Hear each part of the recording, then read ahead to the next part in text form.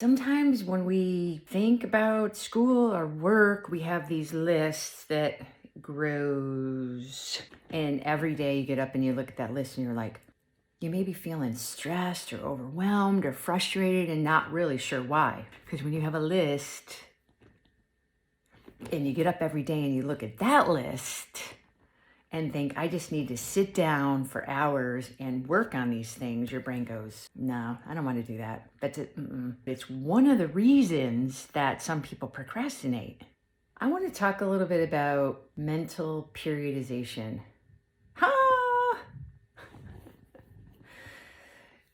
Well, if you're an athlete listening to this, I'm sure that you know about periodization. And a lot of times when we think about periodization, we think about it as a physical thing, but there's also a mental component. So, periodization. What is it? Work hard for a period of time and then shut down and take a break. Basically, that's what it is. And when you think about periodization, generally we think about training hard for an event, usually a sports event, and then tapering off and doing very little the week-ish before. There's a lot of other ways to do periodization now. In swimming, there's A races and B races, well, in other sports as well.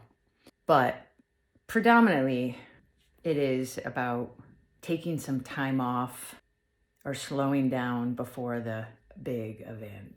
And it's a hard concept because we work hard, we put time and energy in, and many of my athletes and other performers, now that I've talked to about this, and even myself, think, shouldn't I just be working up until the day of the race or the event? Well, you could, but it's really good to be able to give your brain and your body a break so that all of that effort that you've put in comes to an apex, and your training should reflect, all of this, right? Up.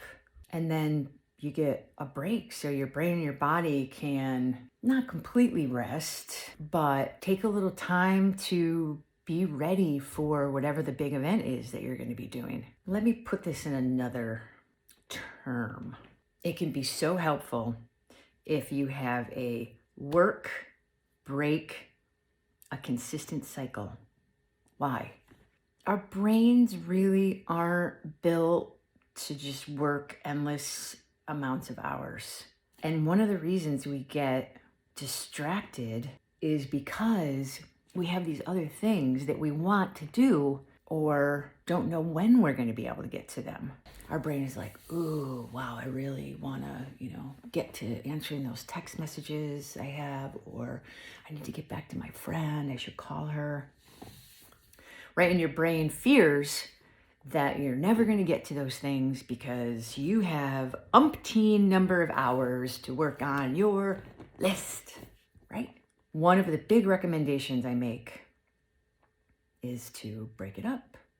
Because if your brain knows that it's going to work for like 45 or 50 minutes and then get like a 10 or 15-minute break, it goes, oh, I can stay focused for that period of time. That's not too bad.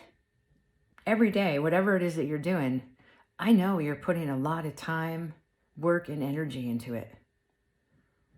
So taking a break or taking a little time off is not a bad thing. And there's nothing to feel guilty about. And I don't want to get into guilt right now because it's a useless emotion. But take care of you and just know when you do, you get more things done and actually usually come back stronger. So this is Dr. Michelle coming at you. Happy Monday, and I'll see you again next week. Take care.